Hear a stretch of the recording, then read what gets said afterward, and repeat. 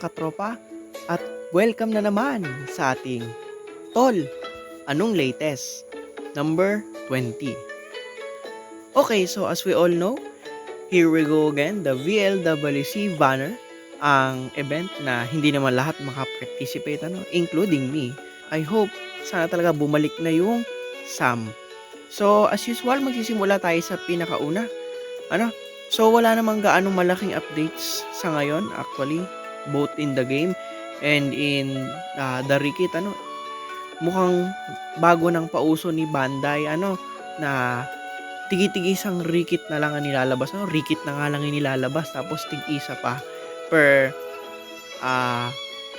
events or major events ng NXT. Well, anyway, very burdensome din naman kung magiging dalawa siya lalo na pinauso na ngayon yung level 15 na LB kaya siguro nga maganda na rin nating isig-isa na lang isa sa roundup mission, isa sa VLWC at yun na nga yung pinakabago ay sa AOM so dito wala naman tayo ibang makikita pa dito, makikita naman natin and then the roundup mission kasi si Tobirama ay deployable na sa roundup mission kung saan pwede siya magbigay ng more points kung mag-grind ka so at pwede mo din i-grind yung ultimate, yung New X ultimate ni Tobirama para mapa at least level 10 which is the maximum and then the village leader world championship. So ang dito ang featured shinobi, kumbaga ang tinutukoy na main ay si Tobirama at yung may medium effect lang ay si EMS Sasuke. So ang laki na naging update ngayon dahil hindi na tayo yung tulad dati na usual, meron pang hiwalay na download resource kapag nag-AOM. So sinasama na dito yung AOM download resource, kaya nare-reveal na din kung sino yung lalabas sa AOM banner after 1 week. And it is none other than Kawaki, kung makikita ninyo So magtataka kung sa mga hindi pa nakakaalam nito kung nagtataka kayo bakit siya may ganito pero wala naman yung banner niya kasi sa AOM pa nakaset lalabas yung banner niya, pero makita natin ang magiging pangalan ng kanyang bagong EX ult ay yung itong Karma Symphony. So hindi, may mga leaks na ako nakikita na lumalabas tungkol sa Rikit ni Kawaki and then aside from that so may bagong pauso si Bandai this month. I hope it continues sa mga darating na buwan kasi itong tinatawag na update celebration campaign so kada nagpapa-update siya may certain perks na nakukuha tayo, like for example last week or yung roundup update, so may nakuha tayong card na ganito tapos meron din exchange shop and yung mga nakukuhang rewards dun sa daily achievements yung nandito po sa yan, dahil na-clear ko na rin man siya, wala siya dumoble so bali diyan nagbibigay siya ng 8 bronze froggies at ang laking bagay nun lalo na ngayon ang hirap magpa-level ng LB kasi imagine mo araw-araw mo yung i-grind at least lalabang ka lang ng 3 battles sa NXB so daily meron kang 8 froggies at yun yung bronze yung nasa medyo malaki-laki din naman ang bigay nun tapos may bago ding pauso nga si Bandai na ganito na ngayon kung nung roundup update yung increased daily achievement rewards ang bigay ni Bandot, ngayon naman ang bigay niya ay in-increase yung mga play limit ng mga enhancement missions so namely ayan yung resource acquisition, Shinobi Awakening so yung dating 3 clears naging 5, yung 1 naging 3 so nakikita niyo naman yun dyan at familiar na naman kayo doon sa mga mission na yun kung lagi kayo nag-grind doon at malaking bagay yun especially doon sa ninjutsu enhancement mission kasi alam naman natin isang clear lang yon tapos ang ibibigay pa sa yung froggy ay green so at least malaking bagay yung 3 clears every day so make sure you clear it para at least makapag-stack kayo ng maraming froggies so yun lang naman yung makikita natin dito and aside from that so meron uling treasure hunting campaign Sa mga hindi nakakaalam, no? So, each time na magte-take ka ng this mission, the following missions, no? So, may possibility na bigyan ka niyang either silver or gold frags, ano? At makikita nyo naman kapag nakakuha kayo do sa info kung ano ba yung mga pwede mo makuhang items doon, ano? Medyo naging updated lang siya ngayon compared dun sa dati na treasure hunting campaign kasi ngayon pwede kang makuha ng 500 Shinobites, ano? So dati nung unang nilabas tong campaign na ito, wala pang 500 Shinobites na reward. Kaya napakagaling, no? At congratulations kung meron man akong viewers na nakakuha ng 500 Shinos na ito. Sana all. Okay, so tapos na tayo, no? At nadako na tayo sa Rikit analysis ni Toberama, no? So kamusta ba ang Rikit ni Toberama? So, i-exalt muna tayo. Tingnan muna natin yung animation. Yan. So, kung makikita natin, ano po, titingnan natin kung full room ba yung ano ni Toberama, no? Tataligod tayo. Yan. So, kung makikita naman natin, mga katropa, no? So, hindi siya guaranteed full room, ano? So, kung saan man lang talaga mapatapat yung EX ult, yun na yun. Ano po? So, para sa akin, ano, mas maganda yung old EX ult, no? Both sa animation at sa effect. Kasi yun ay gumigitna. Ano po? So, malaki din yung range niya. Kung hindi, di tulad nito, ano? So, kung saan lang mo siya i-point, dun lang yung damage niya, ano? At, kung makikita nyo naman, nag-iiwan din siya ng area of effect. But, the area of effect is napakabilis lang. Hindi siya nagtatagal.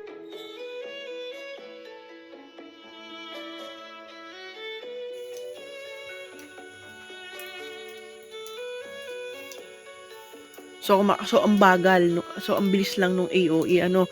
So palagi ko pwede siyang pang gate crash kaso kung makunat-kunat yung kalaban, ano, at mawawala agad yung AOE the moment na pumasok ka, no. So disadvantage 'yon para sa akin. Ano?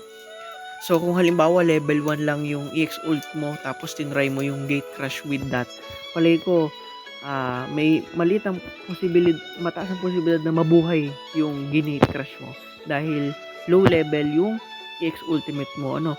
So maganda pala dito, no, max kung ititrip yung gawin siyang main tapos gate crash. As for the buffs, ano ang bago sa buffs ni Toberama? So tulad siya ng EX ult ni Narukage noong last year, January, dahil nagbibigay siya ng Team Revive Again buff. Ano, so hindi lang siya magkaka-revival kundi yung whole team din. And per cast siya, ha, hindi by full bar. Di tulad nung EX ult ni old EX ult ni Kushina, ano, pag full bar saka ka lang bibigyan ng team revival.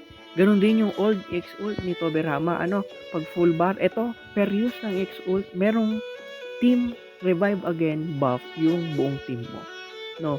So yun lang yung nakikita kong astig sa EX ult niya, ano. Although yung mga buffs na ganun is generally mabilis din mawala, ano. Palagi ko kung hindi imamax yung EX ult, sa bilang ko 12 second lang yung tinatagal nung revive team buff, ano, kung hindi mo i-max, ano. And yes, nagdidegree siya ng purple protection resistances, ano po. At kapag na-revive yung team mo, for example, nag-gate crash ka, namatay kayong lahat, ano, pero may revival laging kayo. Isa sa plus nito, ang kagandahan nga lang niya, kumpara doon sa mga ibang revival, medyo para siyang yung kay NTL dahil pag na-revive ka, i-restore din yung CP mo by massive amount. So, kung in case na namatay ka at naubusan ka ng chakra, no, so meron pa ring hope sa iyong pagbangon na meron ka pang chakra o makakapag-jutsu ka pa. Ano? Kasi isa yung nakikita kong problema ngayon, lalo't na uuso na yung ang laki ng chakra drain sa atin. Ano? So, kung pag-revive mo at wala namang chakra revive din yung again buff mo, so wala ding sense, ano, talo ka din. Ano po? So, next tayo to LB. Yan. So, kung makikita ninyo mga katropa, so mag-i-slash siya ng 2 beses and then gagamit siya ng Flying Raijin to move a little within a little space to do some slashing again. The final slash. So, bali, kung makikita ninyo ay 3 hits siya. At okay naman. Okay lang sa akin. No bash, pero hindi naman ako naastigan ng sobra. Masaya lang ako kasi at least nagkaroon na din ng jutsu si Tobirama na gumagamit siya ng flying riding technique. Kasi isa yun sa signature move niya eh. Pero yung hit niya sa NXT, isa lang yung jutsu niya. So far na alam ko, bukod dito sa LB na to, yung gumagamit siya ng flying riding. So at least masaya ako at least medyo naging realistic yung itsura ng Tobirama dito sa game.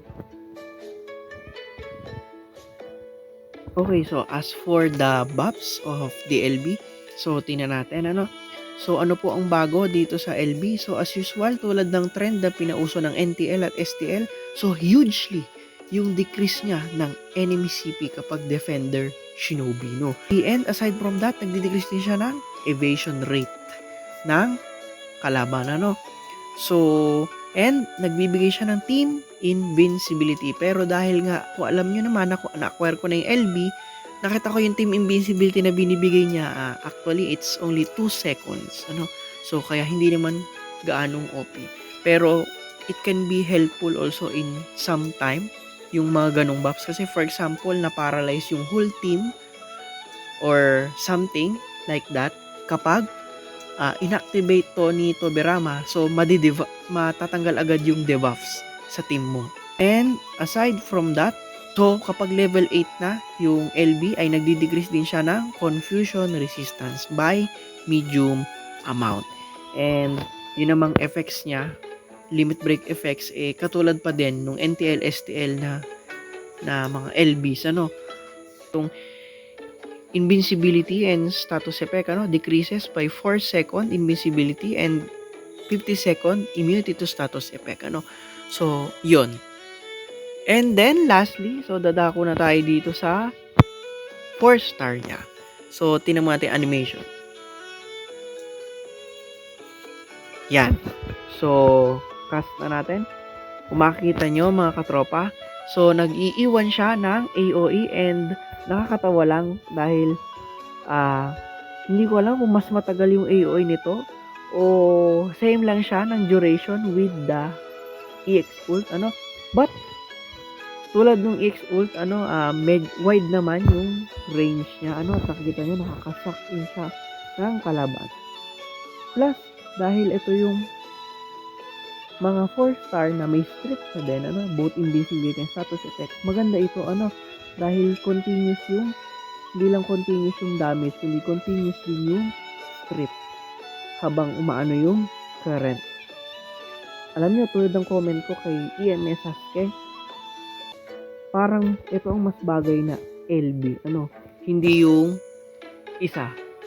Kasi parang ang late nung range nung isa, in my opinion, kumpara dito.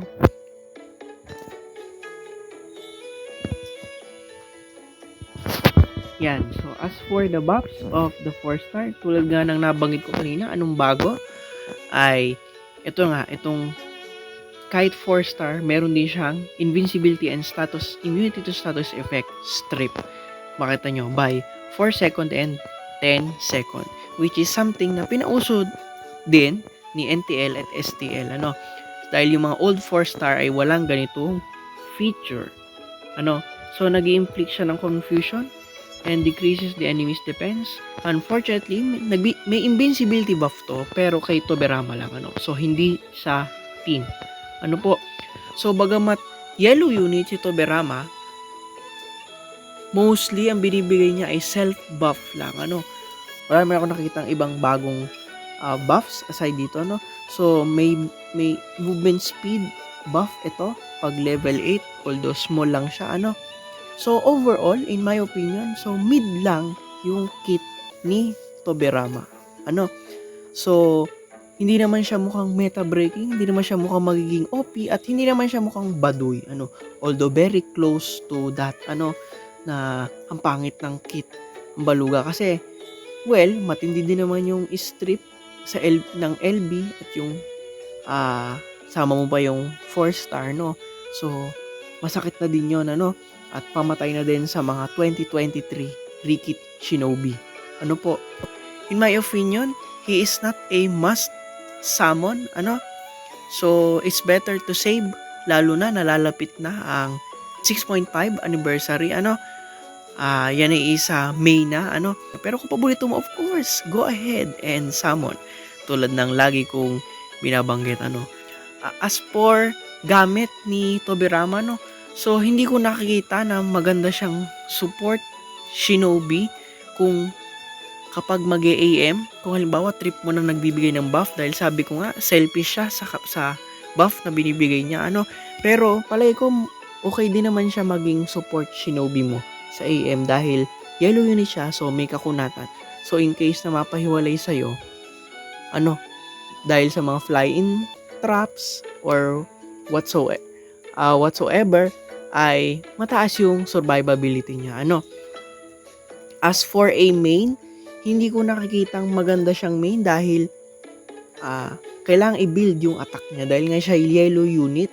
Tapos, yung mga buffs na binibigay niya pa sa sarili ay hindi gaano nakakapagpataas ng attack. For example, meron siya nitong tinatawag na increased damage dealt to enemies inflicted with confusion and is load movement. Pero kung naka-status effect immunity mo yung kalaban, no? So, yung normal damage niya lang yung mag-a-apply, ano? And dahil siya yellow unit at mababa yung attack niya, no?